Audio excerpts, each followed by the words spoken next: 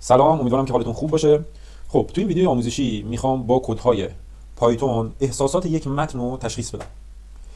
همونجوری که میدونین الان هوش مصنوعی توی پایتون داره حرف اول رو میزنه و کتابخونه‌های زیادی درست شدن برای اینکه بتونید شما از هوش مصنوعی توی پایتون استفاده کنید، ابزارهای مختلفی. من توی این مثال سعی کردم از هیچ کتابخونه‌ای استفاده نکنم و با کدنویسی خام به صورت خیلی ساده تشخیص بدیم آیا یک جمله احساساتش منفیه یا احساساتش مثبته. خب میریم تا با هم دیگه شروع کنیم آموزشمون رو و من خط به خط بهتون توضیح بدم. ابتدا برای این کار ما دو تا لیست ایجاد می‌کنیم، یکی لیست کلمات مثبت و یکی لیست کلمات منفی. خب اول لیست کلمات مثبت رو درست می‌کنیم. یه توضیح همین اول کار بدم.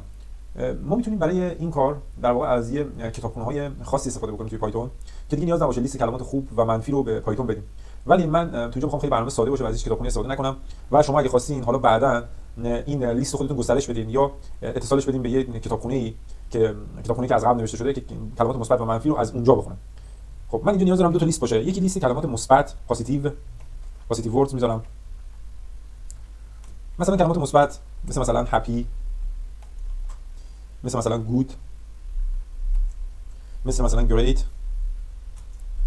خب مثلا لاو. همین چهار تا کلمه بسه برای این مثال. حالا این لیست از کلمات منفی درست میکنم. نگاتیو وردز،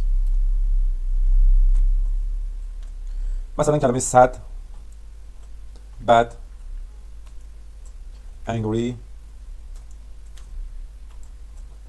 و hate. خب اینا از کلمات منفی من، کلماتی که اگه توی جمله باشه نشون میده این جمله منفیه. خب توی دوره مقدماتی پایتون که جلساتش توی سایت ما وجود داره، من لیست ها رو کامل اونجا توضیح دادم. حالا شما میتونید ویدیو رو نگاه کنید و یاد بگیرید که چجوری لیست ها رو ایجاد کنید و مقداردهی کنید. خب یه دونه تابع تعریف می‌کنم به نام مثلا دیتکت، تشخیصش احساسات، که یه دونه ورودی از ما داره، یه ورودی رشته‌ای میگیره که در واقع متغیره، اون متنی که ما بهش میدیم متغیره. یک تابع است به نام دیتکت سنتیمنت که در واقع یه دونه ورودی از ما میگیره. حالا شما این نام تابع رو هر چی میتونین بذارین، فرقی نمیکنه. خب اول اون متغیری که ما متن ورودی که ما از کاربر میگیریم رو باید به حروف کوچیک تبدیل کنیم. چرا به حروف کوچیک تبدیل کنیم؟ چون اگه مثلا توش یک از کلمات مثبت هپی بود که با حروف بزرگه، ما در واقع نیاز بهش نداریم. اینو به حروف کوچیک تبدیل می‌کنیم. خب خط بعد ما کنیم کلمه بعدی که می‌نویسیم اینه که ما می‌خوایم متن رو به لیستی از کلمات تبدیل کنیم. مثلا اگه نوشت I'm happy، I'm جدا باشه، happy جدا باشه، یا اگه مثلا I love you، I جدا، love جدا، you جدا. واسه این کار بعد از تابع اسپلیت استفاده بکنیم. اسپلیت میاد چیکار می‌کنه؟ این متن رو به لیستی از کلمات تقسیم می‌کنه. اسپلیت میاد متن رو به لیستی از کلمات تقسیم می‌کنه. خب حالا برای این کار، حالا برای ادامه ما یک حلقه باید درست کنیم برای شمارش تعداد کلمات مثبت توی متن. می متغیر پوزیتیو وردز رو می‌نویسیم، مساوی با سام می‌گیریم. اینجا چی میگیم؟ داریم می‌خوایم جمع کنیم. یعنی هر بار که کلمه توی متن پیدا کرد که با کلمات مثبت ما اینجا مثلا هپی، گود، گریت، لاو با کلمات مثبت ما تطابق داشت، این رو یک واحد اضافه کنه. خب پس می‌ریم چیکار می‌کنیم؟ یه حلقه برای شمارش تعداد کلمات مثبت توی متن استفاده می‌کنیم. میگیم آقا یک فور ورد جی ورد این تکست. if اگر ورد کلمه ما این پوزیتیو ورد اگه بود یک واحد به چی مثبت ما اضافه کن. به همین روش بالا بعد تعداد کلمات منفی رو هم حساب کنیم. بگیم نگاتیو وردز مساوی با سام، میگیم یک فور ورد این تکست، میگیم if ورد این نگاتیو وردز. در واقع برو داخل لیست کلمات منفی نگاه کن. اگه بود یک واحد به متغیر نگاتیو وردز اضافه کن. نگاتیو اینو بگیریم، ببخشید اینو بگیریم پوزیتیو کوانت تعداد، اینو بگیریم نگاتیو کوانت با اون قاطی نشه. خب حالا میایم اینجا شرط میذاریم، میگیم if اگر پوزیتیو کوانت و بزرگتر از نگاتیو کوانت بود، یعنی اگه مثبت بزرگتر از منفی بود، پس به ما بازگشت بده، ریترن کن پوزیتیو.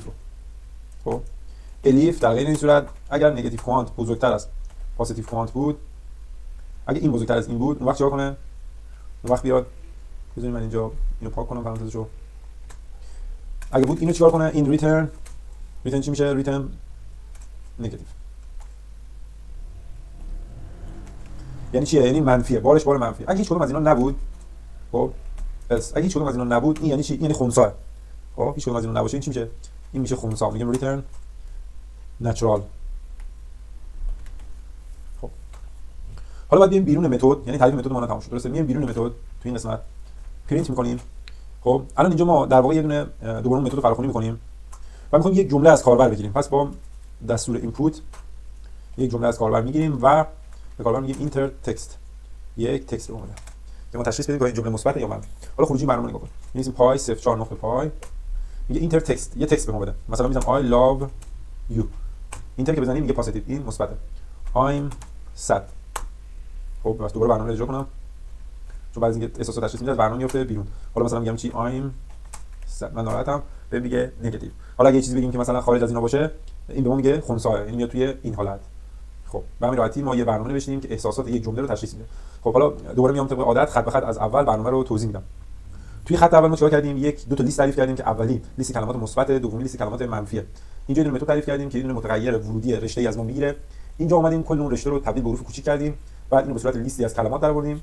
تو این دستور گفتیم که اگه هر کلمه مثبتی توی جمله پیدا کردی، یک واحد اضافه کن و بریز داخل پاسیو کن. به همین صورت هم اگه منفی پیدا کردی، بریز داخل نگاتیو کن. بعد گفتیم اگه در واقع حروف مثبت از منفی بزرگتر بود، این مثبته.